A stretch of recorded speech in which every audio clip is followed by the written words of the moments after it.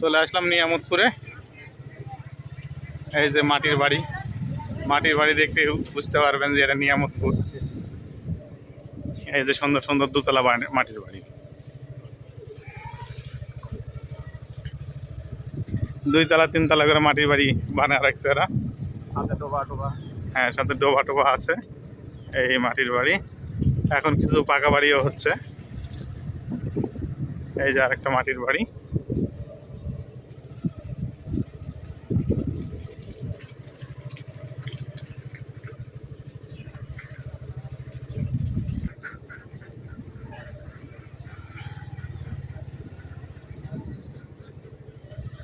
সব মাটির বাড়ি। হ্যাঁ, তুমি না থামলে কি নামবো?